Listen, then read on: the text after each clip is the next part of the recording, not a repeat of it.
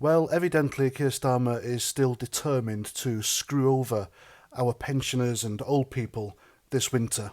He is still determined to take away their winter fuel allowance and let them all freeze to death.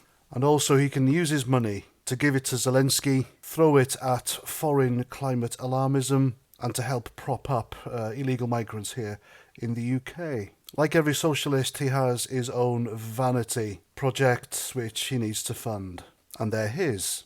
And I told you a few days ago that the cracks are starting to appear amongst Labour MPs against this, because they know that this could well be Keir Starmer's poll tax moment. As you all know, it was the poll tax that ultimately ended the Iron Lady Margaret Thatcher's time as Prime Minister.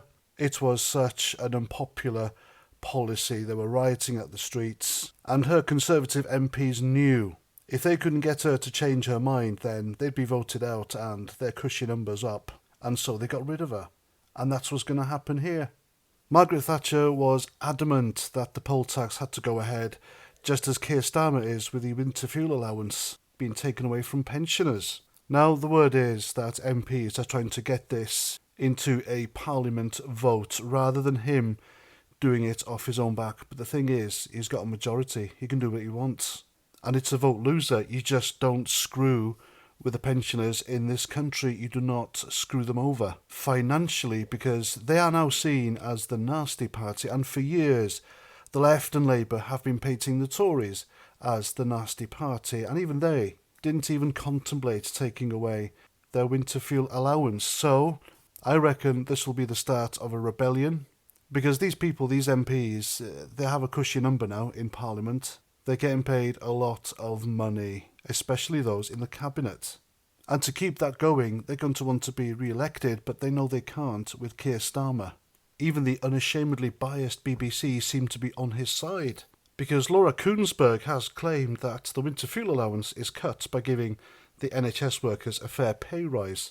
And this is causing division, because the NHS's reputation is in the gutter.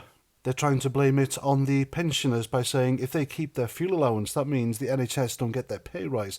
What utter nonsense. I seriously hope this is the start of a rebellion within Labour to get this Marxist lunatic out of office, because he said things are going to get worse and he is not scared to make unpopular decisions. Well, he's done nothing but unpopular decisions at the moment, and he's just less than 3 months into office.